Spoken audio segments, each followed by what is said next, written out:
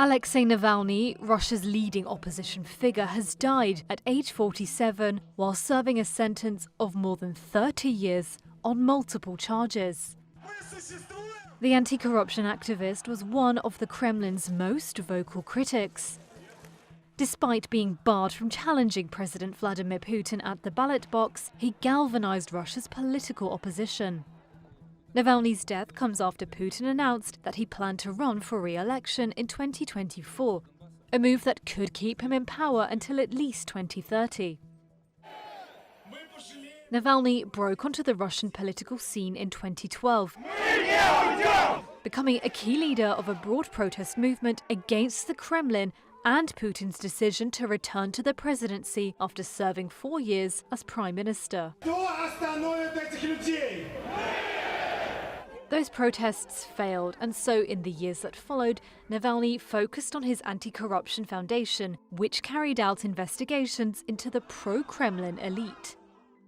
His YouTube videos, usually detailing the corruption of Russia's elite, set him apart from other opposition figures and gave him a platform to reach and mobilize Russians across the country. Мы с вами увидели огромную взятку, которую дали Путину. Теперь осталось совсем немного – разобраться, кто же ее заплатил и как наш пожизненный президент оформляет свои тайные активы. This earned him a number of enemies, and Russian authorities branded his foundation as an extremist group. Navalny was arrested several times, including for alleged embezzlement, charges he denied. Это политическая месть за те расследования, которые веду я и ведет наш фонд борьбы с коррупцией. His convictions thwarted his plans to challenge Putin in the 2018 presidential elections, making him unable to run. In 2020, he led a campaign against a series of constitutional amendments, including a provision to allow Putin to rule until 2036. The same year, Navalny fell ill on board a flight to Moscow.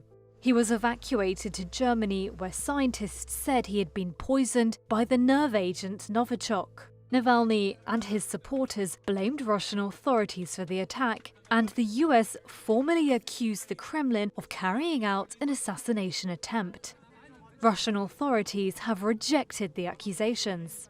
Navalny returned to Russia in 2021 and was detained upon his arrival for what the Russian Federal Prison Service said were repeated violations of his probation. He would never leave custody again. In prison, Navalny complained about poor treatment and staged hunger strikes. Despite being locked up, Navalny continued to be a vocal critic of the Kremlin. Считаю, уверен и заявляю, что они не являются хозяевами нашей страны и никогда не будут являться. At the end of 2023, Navalny's aides and lawyers said they had lost contact with the jailed politician, stirring up concerns for his well-being.